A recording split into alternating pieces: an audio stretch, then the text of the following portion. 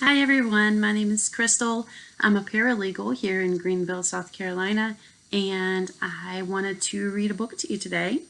This book is about Dr. Martin Luther King Jr., and it is called Dream March, and it's about Dr. King and the March on Washington.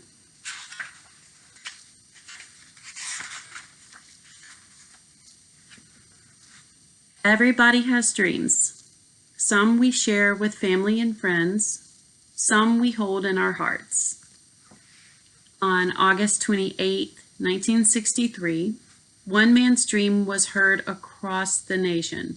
When the Reverend Dr. Martin Luther King Jr. was a boy growing up in Georgia, he could not have imagined a day like this.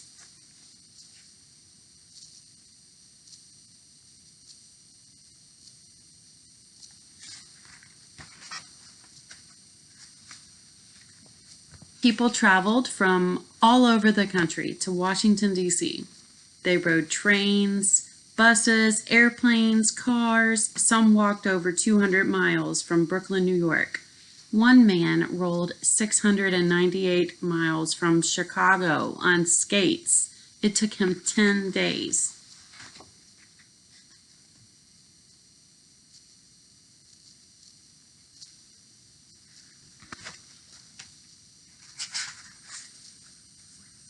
Over 250,000 people gathered in the nation's capital. Singers, authors, actors, government officials, and other famous people attended, but ordinary citizens were the real stars of the March on Washington for jobs and freedom.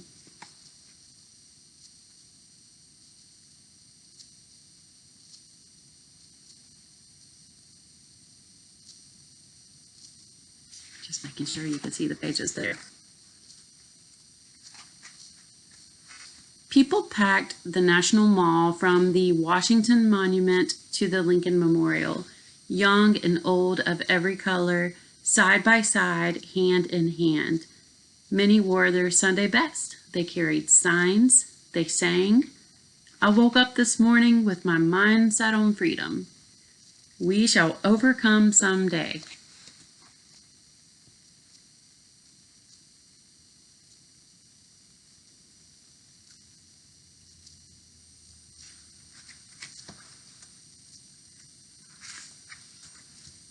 Black people fought for many years for the right to be treated with respect. In the 1950s and the 1960s, Black Americans organized and fought extra hard. Their fight was called the Civil Rights Movement.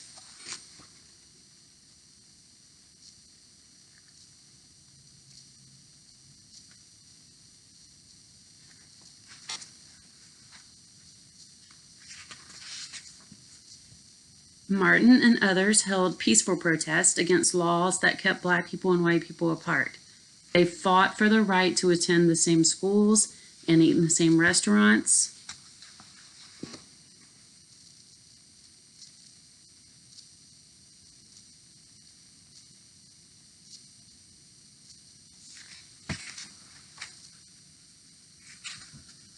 They fought to use the same bathrooms and drink from the same water fountains. They fought to sit on an empty bus seat and to have the same chance at a job.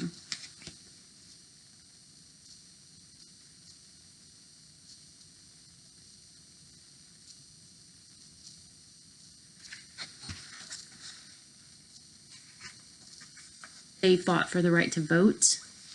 The protesters won some battles, and new laws made things better. But Black people were still treated differently. In 1963, activists A. Philip Randolph and Bayard Rustin and other civil rights leaders decided to take the fight to the nation's center of power, Washington, D.C.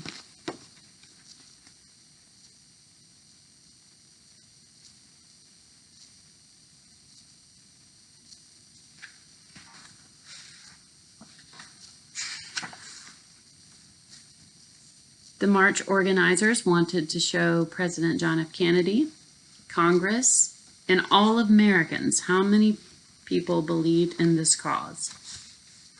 The Declaration of Independence says all men are created equal. The marchers wanted Congress to make sure everyone was treated that way.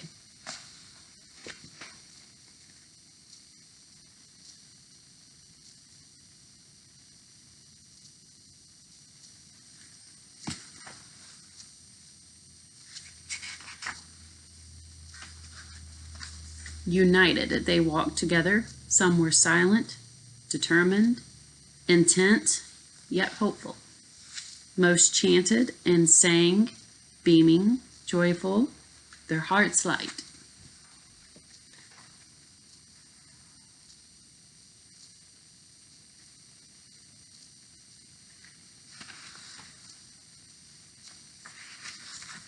The marchers crowded the mall's reflecting pool.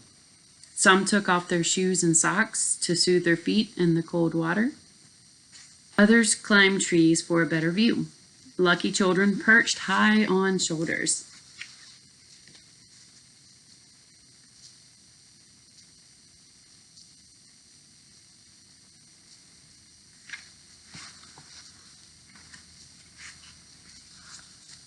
They looked toward the statue of Abraham Lincoln. It had been 100 years since President Lincoln signed the Emancipation Proclamation, which helped free the slaves. Why were Black Americans not yet free?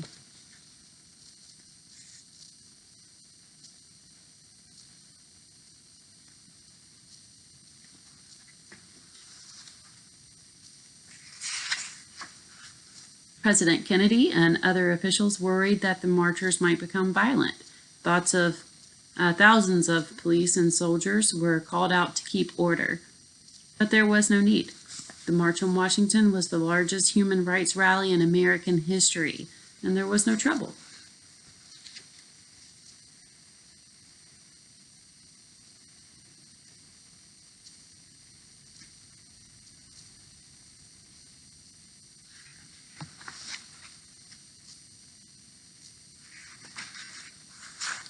Martin had one of the strongest voices for civil rights.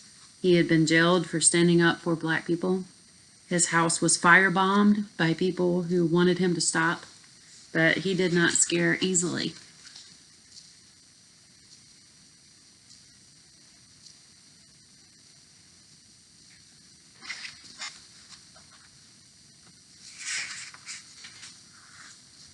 Martin was a minister.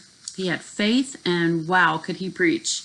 When Martin spoke, it was as if he could read the minds of the people and feel what was in their hearts. Other leaders gave inspiring speeches at the march, but Martin's words on that hot August day made history.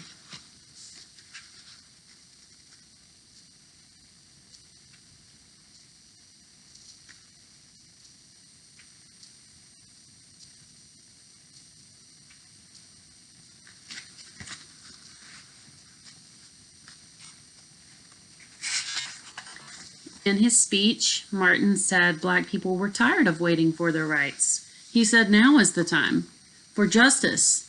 Now is the time for brotherhood. He said no one is free until everyone is. Martin spoke forcefully with grace and dignity. His friend Mahalia Jackson, the gospel singer, called out, "Tell them about the dream, Martin." He put aside his written words.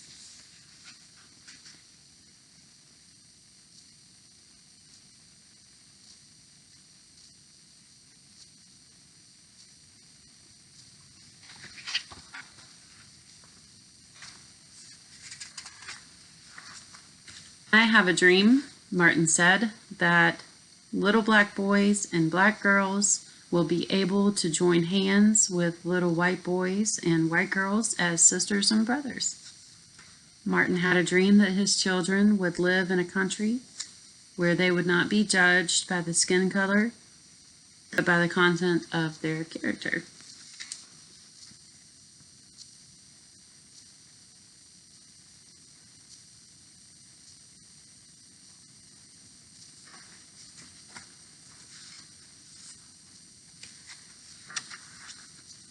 Martin had a dream that when children sing, "My country, 'tis of thee, sweet land of liberty," the words ring true for everyone. He spoke of faith and truth, love and hope.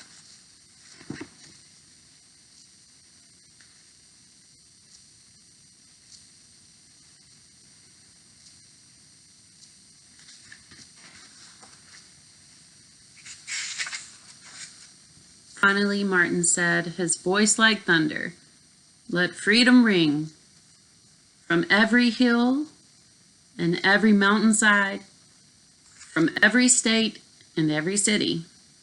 Let freedom ring." And if we do, people of all colors and all faiths will join hands and sing, "Free at last, free at last. Thank God Almighty, we are free at last."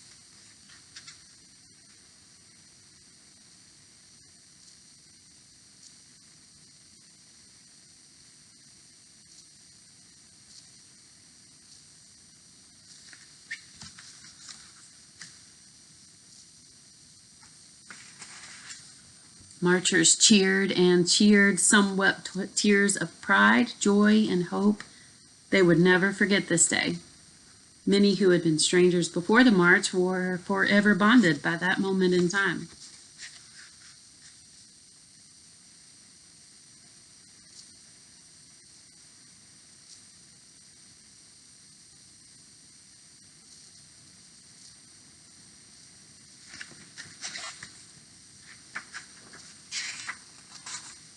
People all over the country watched the march on television or listened on the radio.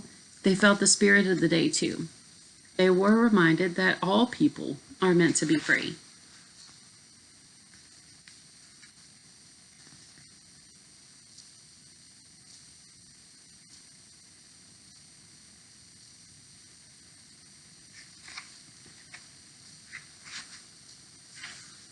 Martin's dream wasn't his alone. It was a dream millions of Americans shared. Now his dream lives forever in the hearts and minds of people everywhere. And the March for Freedom goes on.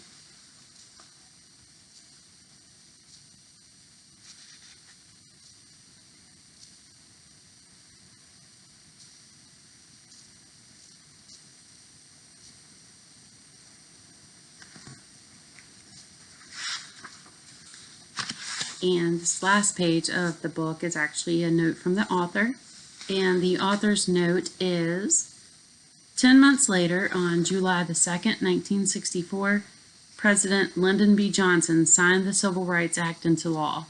It is unclear whether the March on Washington brought about the passing of this bill, but it was a step forward in the civil rights movement in America.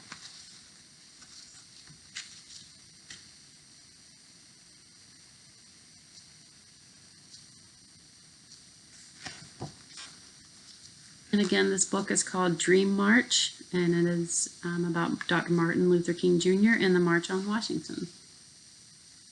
What do you think? It's a great story. Well, I hope everyone is staying healthy and safe, and I hope to see you again soon. Bye.